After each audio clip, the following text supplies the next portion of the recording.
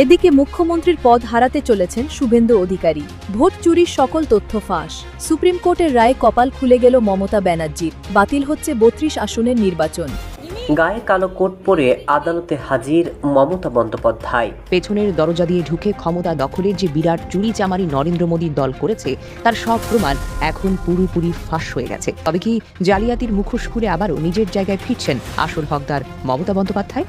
এখন এই ৩২ আসনের ফলাফল যে কোনো মুহূর্তে বাতিল ঘোষণা করতে পারে সুপ্রিম কোর্ট। কপাল পুড়ল বিজেপির। হ্যাঁ, একেবারে ঠিক শুনছেন, কপাল পুড়তে চলেছে খোদ নরেন্দ্র মোদী এবং রাজ্যের বিজেপি নেতা শুভেন্দু অধিকারীর। সুপ্রিম কোর্টের ভেতর থেকে এমন এক খবর বেরিয়ে এসেছে যা শুনলে বিজেপির বড় বড় নেতাদেরও মুখের হাসি মুহূর্তে মিলিয়ে যাবে। এবার শুভেন্দু অধিকারীর সকল কুকীর্তি ফাঁস হয়ে গিয়েছে। হ্যাঁ দর্শক, পশ্চিমবঙ্গে বিধানসভা নির্বাচনে মমতা ব্যানার্জিকে কি ইঞ্জিনিয়ারিং মাধ্যমে হারিয়েছে শুভেন্দু অধিকারী এমনকি মোদীর দল বিজেপি, দর্শক সেটা কিন্তু এবার প্রকাশ হয়ে গিয়েছে।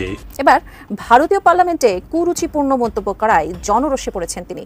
এর জেরে শুভেন্দুকে জুতা পেটাও করা হয়। আসসালামু আলাইকুম দর্শক, নতুন একটা নিউজে সবাইকে স্বাগত। ভিডিওর শুরুতে অনেকগুলো ভিডিওর অংশ বিশেষ আপনারা ইতিমধ্যে দেখেছেন, আর হ্যাঁ দেখেই বুঝতে পেরেছেন যে আজকের ভিডিওটি কতটুকু গুরুত্বপূর্ণ এবং আকর্ষণীয় হতে চলেছে। বাংলাদেশের রাজনৈতিক প্রেক্ষাপট এবং সকল বিষয় নিয়ে আজকের ভিডিওটি তৈরি করা। একটু ধৈর্য সহকারে, একটু মনোযোগ সহকারে আজকের ভিডিওটি দেখতে হবে এবং শুনতে হবে, তাহলেই অনেক অনেক কিছু আপনারা আজকের এই ভিডিওর মাধ্যমে জানতে পারবেন। কথা বলা আমরা সরাসরি মূল নিউজে চলে যাব। বাংলার বাঘিনী মমতা বন্দ্যোপাধ্যায়ের শক্তির তেজ এবার হারে হারে টের পাচ্ছে বিজেপির সরকার। যে ক্ষমতার চেয়ারে বসে বিজেপি নেতারা এখন লাফালাফি করছেন, সেই চেয়ারের পায়া কিন্তু যে কোনো সময় ভেঙে টুকরো টুকরো হয়ে যেতে পারে। কারণ পেছনের দরজা দিয়ে ঢুকে ক্ষমতা দখলের যে বিরাট চুরি চামারি নরেন্দ্র মোদীর দল করেছে তার সব প্রমাণ এখন পুরোপুরি ফাঁস হয়ে গেছে। সবার মনে একটাই প্রশ্ন ঘুরপাক খায়, তবে কি জালিয়াতির মুখোশ খুলে আবারও নিজের জায়গায় ফিরছেন আসল হকদার মমতা বন্দ্যোপাধ্যায়? পুরো ঘটনা জানলে যে কারো মাথা রীতিমতো ভন ভন করে ঘুরবে। বাংলার রাজনীতিতে এমন এক অদ্ভুত থমথমে পরিবেশ বিরাজ করছে। একদিকে বিজেপি নেতারা রাজ্য জয়ের আনন্দে একেবারে আটখানা হয়ে আছেন। মোদীর দল মনে করছে তারা এবার বিশাল কিছু করে ফেলেছে। শুভেন্দু অধিকারী লোকেরা যখন মিষ্টি বিলি করে আনন্দে আত্মহারা, ঠিক সেই সময় সুপ্রিম কোর্টের ভেতর থেকে এমন এক খবর বেরিয়ে এসেছে যা শুনলে বিজেপির বড় বড় নেতাদেরও রাতের ঘুম যেন হারাম হয়ে যাবে।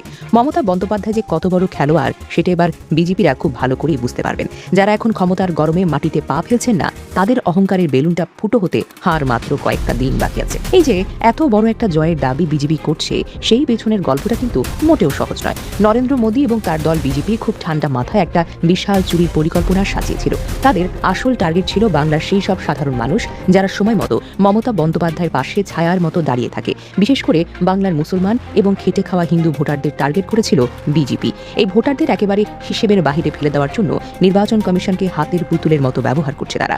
এমন এক সিস্টেম তৈরি করা হয়েছে যেখানে একেবারে বেছে বেছে লক্ষ লক্ষ মমতা সমর্থকদের নাম ভোটার তালিকা থেকে সম্পূর্ণ গায়েব করে ফেলা হয়েছে। এই যে এতগুলো মানুষকে নিজের অধিকার থেকে বঞ্চিত করে দেওয়া হলো, এটাই হলো বিজেপির এই ভুয়া জয়ের সবচাইতে বড় হাতিয়ার। এই নোংরা খেলার শেষ কিন্তু এখানেই হয়ে যায়নি। এই বিশাল বড় চুরির বিরুদ্ধে মমতা বন্দ্যোপাধ্যায় চুপ করে বসে থাকার পাত্রী নন। তিনি সোজা সুপ্রিম কোর্টে গিয়ে একটা বিশাল মামলা টুকে দিয়েছেন। প্রধান বিচারপতির এজলাসে এখন এই মামলার শুনানি শুরু হলো। তখন পুরো পরিবেশ একেবারে থমথম শুরু হয়ে গেছে। তৃণমূল কংগ্রেসের তুখোর আইনজীবী কল্যাণ বন্দ্যোপাধ্যায় যখন একের পর এক গোপন কাগজপত্র আর প্রমাণ আদালতের সামনে তুলে ধরছিলেন, তখন দেশের সবচেয়ে বড় বিচারকদেরও চোখ একেবারে ছানা বড়া হয়ে যায়। এই প্রমাণগুলো এতটা নিখুঁত আর এতটাই ভয়ঙ্কর যে এগুলো দেখে বিজেপির নেতাদের রীতিমতো ঘাম ছুটতে শুরু হয়েছে। এই গোপন দলিলগুলো যেন একটা বড় তুরুপের তাস, যা দিয়ে এই ভুয়া জয়ের দাবিদারদের একেবারে ধুয়ে মুছে সাফ করে দেওয়া হয়েছে।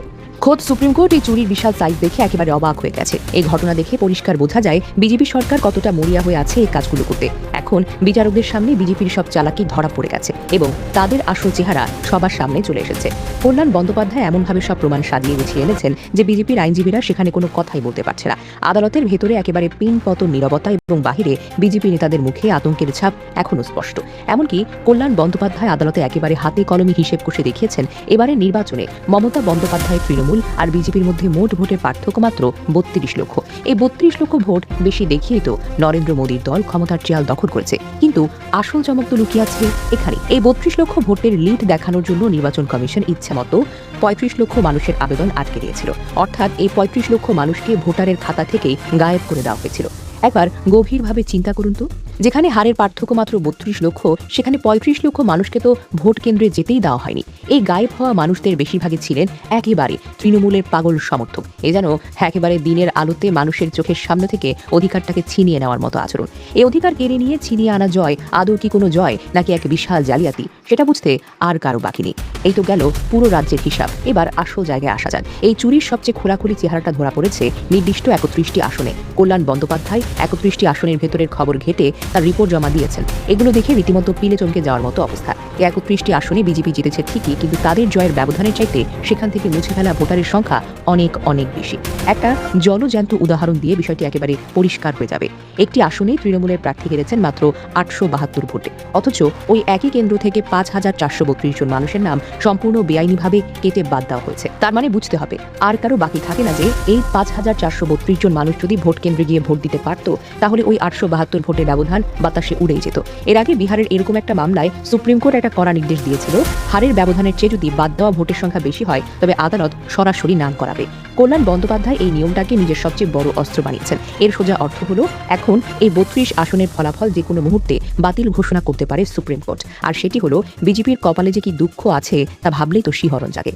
এবার মুসলমানদের ঈদ নষ্ট করে দিল শুভেন্দু। ক্ষমতায় বসেই অনন্য মাত্রায় মুসলমানদের উপর অত্যাচার শুরু করেছেন তিনি। পশ্চিমবঙ্গের মসনদে বসার পর থেকেই চরম মেরুকরণ ও মুসলিম বিদ্বেষী রাজনীতির যে নগ্ন রূপ শুভেন্দু অধিকারী দেখিয়ে চলেছেন, আসন্ন ঈদুল আজহা বা কোরবানির ঈদের আগে তা যেন এক শ্বাসরুদ্ধকর পর্যায়ে পৌঁছালো। প্রকাশ্যে সরাসরি কোরবানির উপর নিষেধাজ্ঞা না দিলেও সুকৌশলে পশ্চিমবঙ্গে পশু হত্যা নিয়ন্ত্রণ আইন ১৯৫০-এর পুরনো খড়গটি আচমকা নামিয়ে এনে মুসলমানদের সবচেয়ে বড় ধর্মীয় উৎসবটিকে কার্যত অঘোষিতভাবে বন্ধ করার এক নিখুঁত ও ভয়াবহ ফাঁদ পেতেছেন এই নতুন মুখ্যমন্ত্রী। নবান্নের জারি করা এই কড়া নির্দেশিকা আপাত দৃষ্টিতে আইনি মনে হলেও এর পেছনের রাজনৈতিক উদ্দেশ্য দিনের আলোর মতো স্পষ্ট। নির্দেশিকায় বলা হয়েছে, গরু, বলদ বা মহিষ বলি দিতে হলে পশুটির বয়স ১৪ বছরের বেশি হতে হবে অথবা তাকে চিরতরে অক্ষম হতে হবে। এখানেই শেষ নয়, বলির উপযুক্ত হওয়ার জন্য পৌরসভা চেয়ারম্যান বা পঞ্চায়েত সভাপতি এবং সরকারি পশু চিকিৎসকের যৌথ শংসাপত্র বা সার্টিফিকেট লাগবে। তাছাড়া প্রকাশ্য স্থানে কোনোভাবে কোরবানি করা যাবে না, যেতে হবে নির্দিষ্ট কসাইখানায়। আইন ভাঙলে ৬ মাসের জেল ও জরিমানা। এই ভীতিকর পরিস্থিতিতে সাধারণ মুসলিমরা আজ চরম দিশেহারা হয়ে পড়েছেন। কোরবানির পশু কেনা থেকে শুরু করে জবাই করা পর্যন্ত প্রতিটি ধাপে তাদের উপর চাপিয়ে দেওয়া হচ্ছে অবিশ্বাস্য কড়াকড়ি। এটি নিছকই কোনো পশুপ্রেম বা প্রশাসনিক সিদ্ধান্ত নয় বলেই মনে করছেন বিশ্লেষকরা। এটি একটি সুপরিকল্পিত রাজনৈতিক অস্ত্র। কোরবানির ঠিক আগ মুহূর্তে লাখ লাখ পশুর জন্য এমন আমলাতান্ত্রিক জটিলতা তৈরি করার অর্থ হলো সরাসরি মুসলমানদের কোরবানি দিতে বাধা দেওয়া। আগে যিনি প্রকাশ্যে মুসলমানদের রোহিঙ্গা বা পাকিস্তানি বলে গালি দিতেন, আজ ক্ষমতায় বসার পরই তিনি পুলিশ ও প্রশাসনকে ব্যবহার করে চরম হয়রানির রাজত্ব কায়েম করেছেন। আইনি মোড়কে এই নির্দেশিকা মূলত ধর্মীয় স্বাধীনতায় এক চরম আঘাত। শুভেন্দুর এই পদক্ষেপে প্রমাণ হলো পশ্চিমবঙ্গে এখন সংখ্যালঘুদের উৎসব ও আবেগও নিরাপদ নয়। ক্ষমতার দম্ভে এবং উগ্র হিন্দুত্ববাদী এজেন্ডা বাস্তবায়নে মুসলমানদের উৎসবকে আইনে প্যাচে শ্বাসরোধ করে হত্যার এই নজিরবিহীন অপচেষ্টা আগামী দিনে রাজ্যটিকে এক ভয়ঙ্কর সাম্প্রদায়িক খাদের দিকে ঠেলে দিবেই বলে মনে করছেন বিশ্লেষকরা। দর্শক, আশা করি পুরো ভিডিওটি দেখেছেন। এবার অবশ্যই আপনাদের মূল্যবান মতামত জানিয়ে দিন, পারলে ভিডিওটি শেয়ার করে সবাই দেখার সুযোগ করে দিন। আর আমাদের এই চ্যানেলে যদি আপনারা নতুন হন, প্রতিনিয়ত এই ধরনের আপডেট, গরম গরম খবর পেতে আমাদের চ্যানেলটি সাবস্ক্রাইব করুন। যারা ইতিমধ্যে সাবস্ক্রাইব করেছেন তাদের ধন্যবাদ জানিয়ে আজকের মতো এখানে বিদায় নিচ্ছি। দেখা হচ্ছে নতুন কোনো ভিডিওতে। সে পর্যন্ত সবাই ভালো থাকবেন, সুস্থ থাকবেন। আল্লাহ হাফেজ।